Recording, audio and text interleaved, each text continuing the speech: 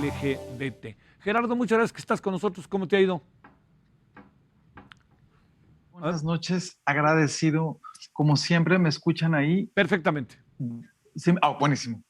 Oye, gracias, como siempre, agradeciendo tu solidaridad y la sensibilidad tuya y de tu equipo para hablar de este tipo de temas en un día como hoy, que recordemos en 1990 la Organización Mundial de la Salud pues eliminó a la homosexualidad de su lista de enfermedades mentales, de su catálogo.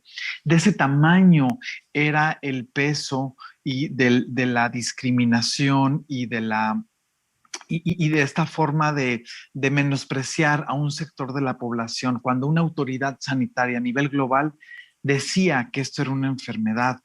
Hace 31 años entonces comenzó a radicarse este terrible prejuicio y un poquito tratando de acercar la reflexión al día de hoy a un plano un tanto más profundo, Ajá. pues bueno, parece que esta herida de discriminación todavía está abierta, sigue punzante, es dolorosa. Vemos en las redes sociales, por ejemplo, cómo hay casos donde policías municipales intervienen y apresan a personas de la diversidad, donde el único delito que hacen, a juicio de los policías, es darse un beso o tomarse de la mano. Y con esta evidencia de las redes sociales, Javier, justo el día de hoy, las plataformas digitales Cultura Colectiva News y Aristegui Noticias me apoyaron y lanzaron un reportaje que se llama Persecución a Comunidad LGBT, una realidad en los municipios de México. Este reportaje justamente pues sostiene la tesis que debido a los vacíos legales que existen en los reglamentos municipales para el actuar de los policías, sumado al prejuicio cultural y sistémico que venimos arrastrando, como lo expliqué al inicio, eh, los policías municipales asumen que la diversidad es una falta administrativa. Y esta forma de delito que no solo juzgan, también la castigan de manera arbitraria. Entonces, Javier, te puedes imaginar que esto se vuelve un escenario preocupante de impunidad y de violación a los derechos humanos.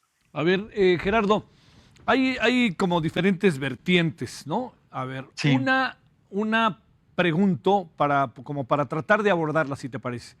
Una pasa por las leyes.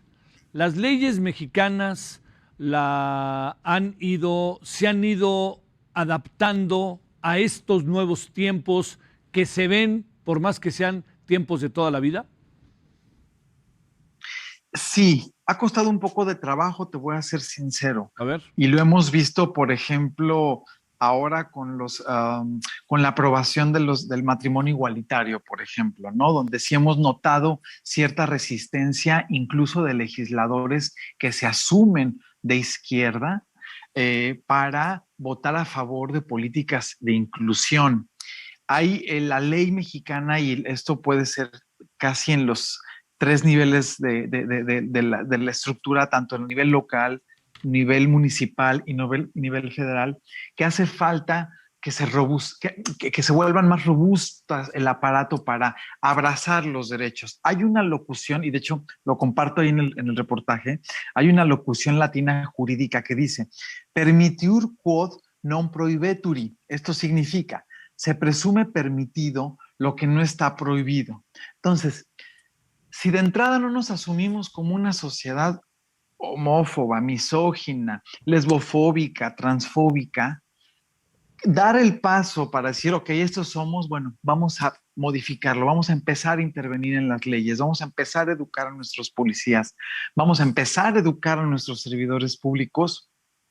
Y ojo, hoy estamos hablando de diversidad, pero también es hacia las mujeres, es hacia el racismo, es hacia, en fin, todas estas tareas, asignaturas pendientes que tenemos, diría yo, como especie para, pues bueno, mejorar el espacio que compartimos, porque de otra no nos queda más que compartir el espacio.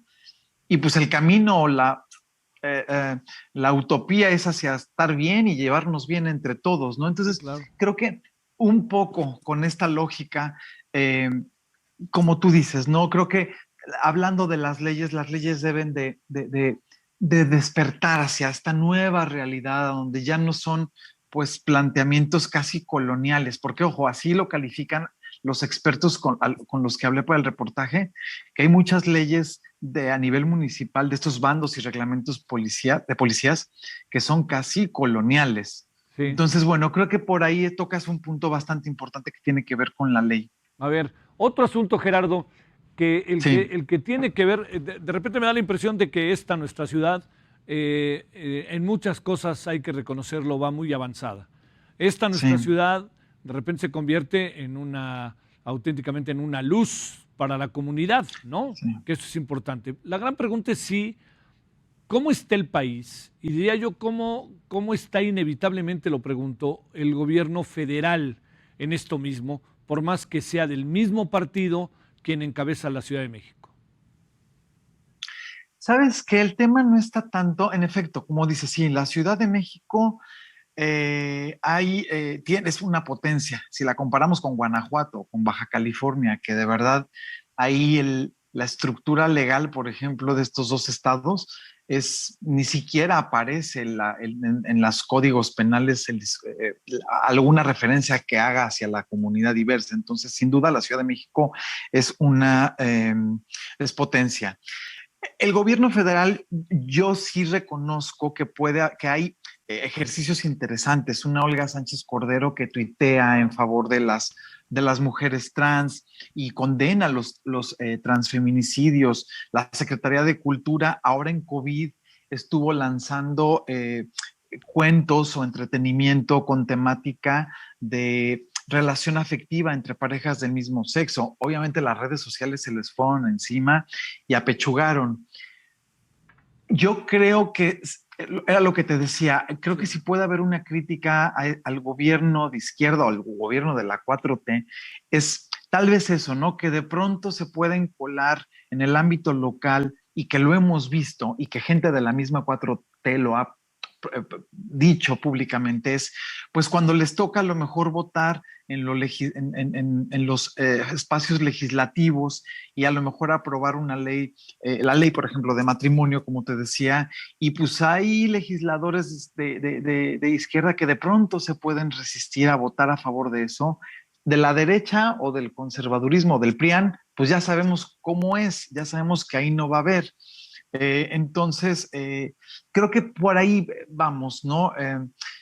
Las resistencias homofóbicas, lesbofóbicas y transfóbicas sí siguen estando presentes y de esto se trata justamente, de que nuestro papel de medios, tu espacio al abrir el micrófono para hablar de esos temas, pues desde el periodismo de investigación de este lado, pues poner en la agenda pues qué es lo que está ocurriendo y que pues los responsables de mover para que esto sea de una forma más armónica, pues hagan también su chamba, ¿no?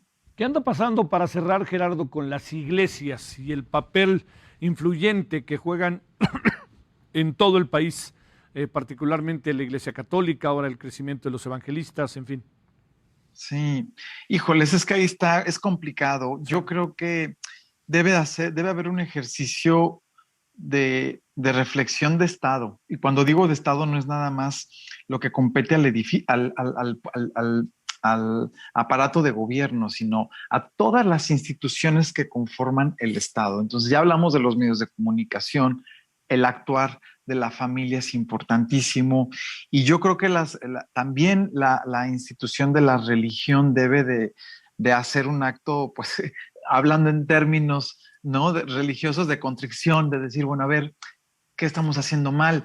Invitarles a que ya son otros tiempos, a que este prejuicio institucional pues se está desvaneciendo. Eh, Ahorita, por ejemplo, me viene a la mente el tema de las candidaturas LGBT, que fue una postura, una imposición del INE para los partidos políticos, que ahí, por ejemplo, hace falta ponerle más candados, porque podrás creer que hay políticos que se hacen pasar por por personas LGBT con tal de cubrir el requisito que pone el INE. O sea, No, de ese tamaño sí, es, claro, te lo claro. juro. Sí, sí. Entonces está pasando y por esta resistencia, ¿no? A querer integrar, a querer involucrar. Y que también otra cosa, ojo, el hecho que seas un servidor público LGBT, y eso me lo decían acá los expertos para este trabajo, también tienes que tener una formación en derechos humanos. No nada más necesitas ser parte de la comunidad diversa como para ostentar un cargo público y decir, bueno, voy a ejecutar. También precisan una capacitación en derechos humanos para poder ejercer pues el cargo público. Sí. Sí. Bueno, Gerardo, pues sigamos, ¿no? Y le seguimos en el tema y te agradezco mucho, Gerardo Sánchez, que haya estado con nosotros. Gracias, Javier. Un abrazo y buenas noches. Un abrazo para ti. Buenas noches. Bueno, cerramos con COVID.